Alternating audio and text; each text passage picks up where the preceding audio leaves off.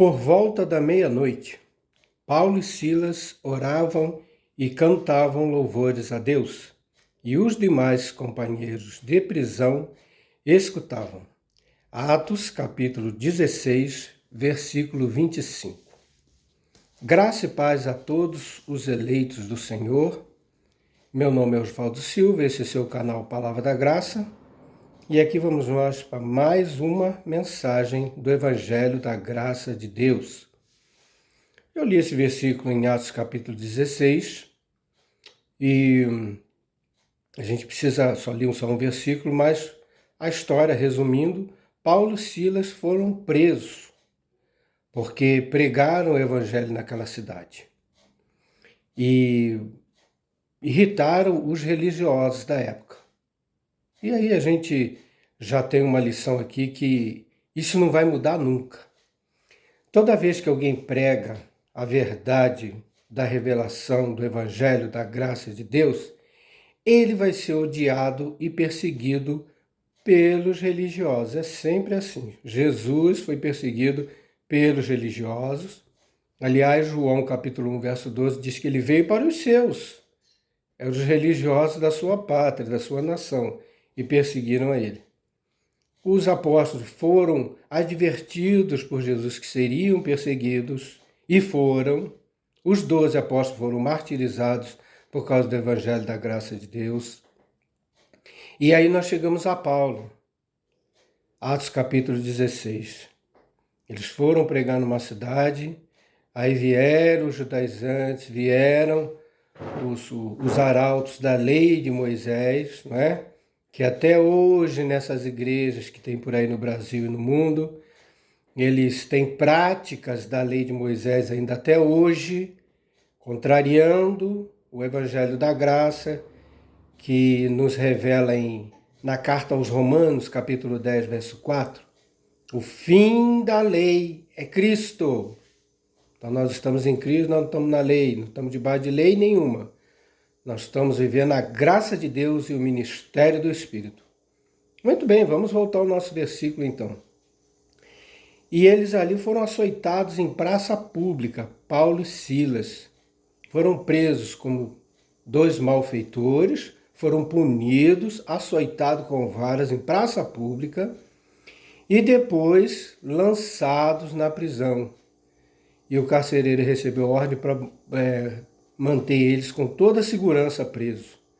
E aí o carcereiro levou eles lá para o fundo da prisão, prendeu os pés de Paulo e Silas a um tronco, como dois escravos, como dois bandidos, e deixou eles ali até eles serem julgados. E aí vem essa pérola. Versículo 25 do capítulo 16. Por volta da meia-noite, Paulo e Silas oravam e cantavam louvores a Deus e os demais companheiros de cela escutavam. Eles não estavam cantando para ninguém ouvir, mas é lógico, a cela tinha vários prisioneiros ali. E meia-noite, eles feridos, com as costas sangrando pelos açoites que receberam. Eles talvez com fome, com frio, com sede, não sei, porque preso, ainda mais naquela época, não ia ter conforto nem regalia nenhuma.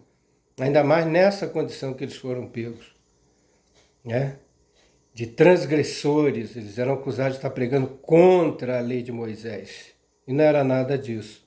Pelo contrário, ele estava explicando, Paulo pregava, explicava que Cristo era o cumprimento de todas as profecias do Antigo Testamento, né? Inclusive da lei de Moisés. Enfim, por volta da meia-noite eles estavam louvando. Mas o que levou Paulo e Silas a louvar numa situação daquela? Aí, meus queridos, a gente entende o que é o louvor e a adoração a Deus. Ela é espontânea, ela é pacífica. Ela sai do íntimo da alma e do espírito, adorando a Deus em espírito e em verdade. Eles não estavam numa frente de uma igreja bonita, ornamentada, aparelhada, organizada, não. Como é hoje. As igrejas hoje, elas montam corais, grupos de louvores. Aliás, tem aí cantores, gospel, conjuntos, né? Até duplas agora estão se formando, tanto faz. Mas dizem eles que são do ministério de louvor e adoração a Deus e estão ganhando muito dinheiro. Tem gente que enriqueceu sendo cantor gospel. Como é que pode isso? A pessoa diz que louva a Deus, que adora a Deus e está rico por isso. Olha que contraste terrível. Olha que situação que não tem nada a ver com o que Paulo e Silas passou. Paulo e Silas, sim, foram adoradores que adoravam em espírito e verdade. Porque numa situação dessa, que eles deviam estar chorando, né? Lamentando, talvez surpresos ou decepcionados. Poxa, Jesus, nós vamos pegar a tua palavra, olha o que aconteceu conosco, né? Nada disso, nada disso. Por isso que Paulo, ele passou todo tipo de prova, todo tipo de perseguição. Ele fala isso na carta que escreveu aos Filipenses, né, capítulo 4, que os evangélicos saem por aí repetindo. Ele só tira aquele versículo 13, Filipenses 4,13. Posso todas as coisas naquele que me fortalece. Mas eles não lê o que Paulo está falando ali. Paulo nunca promoveu enriquecer, ganhar carro, casa, dinheiro, porque nós servimos a Deus. Isso não é evangelho da graça. O evangelho da graça nunca promoveu isso, nunca. A pessoa enriquecer e ir para a igreja para enriquecer, como é hoje. Mas Paulo e Silas, nesse momento, se revelaram como adoradores verdadeiros. Ninguém contratou eles para louvar. Porque hoje é assim, né? Vai lá na minha igreja cantar, vai lá na minha igreja pregar. 5 mil reais, 10 mil reais para pregar ou para adorar. Então é uma bagunça, irmão. É uma verdadeira patifaria isso aí. Não tem outra palavra. Mas esses dois aqui estavam adorando sem motivo nenhum aparente, humanamente falando. Sem motivo nenhum para estar adorando, cantando, louvando e orando. Mas, como eles viviam no espírito, né? Eles não viviam na carne. Mas o quê? Eles tinham um corpo humano como todos nós. Todos nós somos de carne e osso. Mas acontece que, como filhos de Deus, nós somos perfeitos, santos e separados para louvor e adoração do nosso Deus. E aí, digo e repito, né? Em qualquer lugar, em qualquer situação, com qualquer número de pessoas, estando em público ou estando sozinhos, quando ninguém está vendo, ou quando a gente está na presença de alguma outra pessoa, nós adoramos a Deus em espírito e em verdade. Como Paulo e Silas, numa condição dessa aqui. Agora as pessoas inventam, tem até um cargo em certas igrejas, ministro de louvor. Oi! E é uma pessoa, quando fala assim, uma pessoa que tem uma posição que as pessoas têm que reverenciar ele, né? Respeitar. Paulo e Silas nunca se colocaram nesta posição. Aliás, vê bem, presta atenção como que o versículo fala deles. Por volta da meia-noite, Paulo e Silas. Não está escrito por volta da meia-noite o apóstolo Paulo e o missionário Silas, não sei. O evangelho da graça de Deus não promove a carne, as pessoas, os cargos, né? Diferente dessas igrejas que tem uma em cada esquina por aí hoje em dia, que tem hierarquia, que a pessoa é promovida. O camarada entra na igreja, numa igreja dessa aí ele é porteiro, ele é cooperador, ele não sei o quê, vai subindo, diácono, presbítero, pastor, vice-pastor. É cada nome, é cada cargo que nem tem na Bíblia. Vice-moderador, é cada coisa, aspirante. Tudo isso tem nessas igrejas evangélicas espalhadas por aí, contrariando a escritura que traz a revelação da graça de Deus. Nada a ver.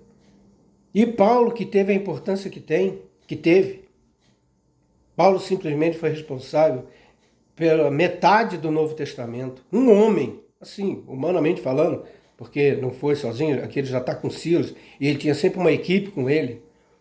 Mas ele é que tinha o chamado. Atos capítulo 9 descreve o chamado de Paulo. Paulo não se converteu. Outro erro.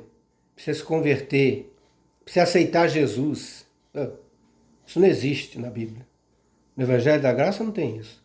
No Evangelho da Graça nós somos eleitos. Somos chamados. Né? Somos despertados para estar na presença de Deus. Somos filhos de Deus. É isso que tem na graça de Deus. E aqui o resultado não poderia ter sido outro. Eles louvando e orando os outros presos, escutando e talvez indagando, puxa vida, eles nessa situação, presos, estão aí sangrando, com as costas feridas, com os pés presos. Você acha que é uma posição confortável? Você com os pés presos num tronco, se tivesse espaço, você poderia se deitar.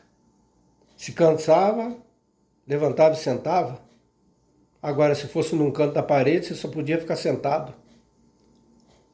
Coisa terrível, irmão, mas nada disso importa para um verdadeiro adorador, para aquele que vive na presença de Deus, para aquele que não se importa com as circunstâncias, com a condição social, financeira, não é?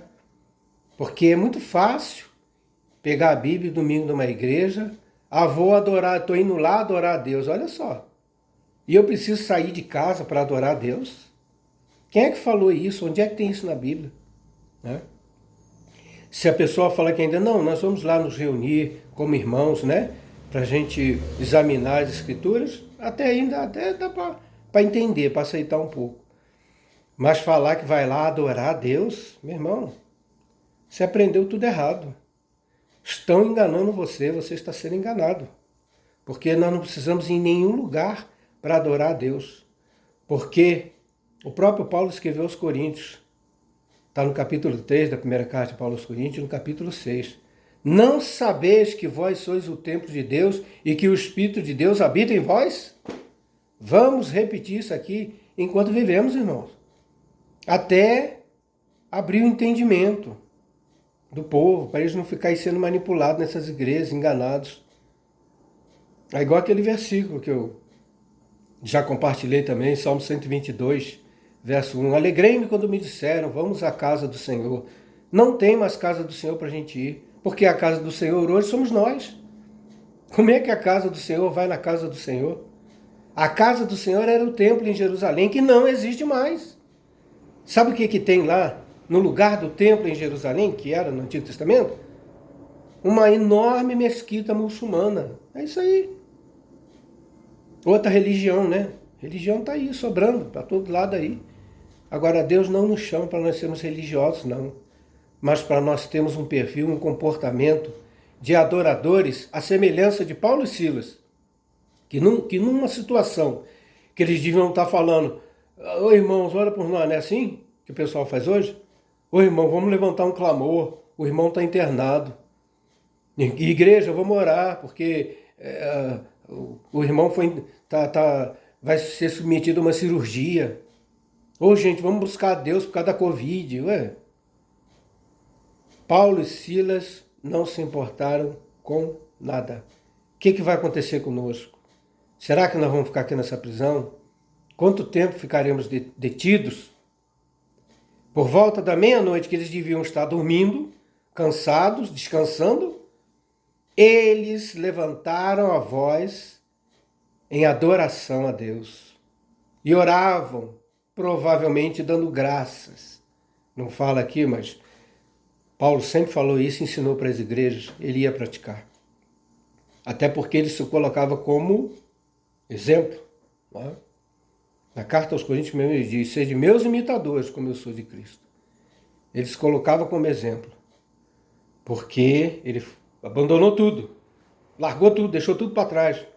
Religião, farisaísmo, né? Ensino da lei de Moisés, sinédrio, largou tudo. Circuncisão, guarda do sábado. Paulo deixou tudo para trás por amor a Cristo, para dar a vida, para viver e dar a vida pelo Evangelho da graça de Deus. Então vamos pegar isso aí para a nossa vida, esse belo exemplo. Vamos aprender. Vamos aprender com a graça de Deus. Você aí que diz que é ministro de louvor, agora inventaram até essa palhaçada aí de levita. Meu pai do céu, mas é cada bobagem que a gente ouve. Vamos chamar os levitas para adorar, para louvar. Olha que besteira, irmão. E tudo para as pessoas verem, tudo para serem vistos, aplaudido pelos homens. Isso aí, Jesus condenou no capítulo 23 de Mateus. Quem gosta disso são os escribas e fariseus, hipócritas, falsos. Religião é assim. Religião é para mostrar uma aparência. Tá? É para a pessoa ter uma cara de simpático na frente dos outros. Mas nos negócios dele, pessoal, na vida dele diária, não é nada daquilo. É tudo contrário. É aquela falsidade, aquela hipocrisia que um filho de Deus não pode ter, jamais. Porque nós vivemos na presença de Deus. Qualquer dia, qualquer hora, em qualquer lugar, em qualquer condição, com dinheiro, sem dinheiro, pobre, rico, enfermo, sadio, nós adoramos, oramos e louvamos a Deus em toda e qualquer situação. Claro que nós somos humanos, podemos falhar, podemos fraquejar em qualquer momento, mas é a nossa carne.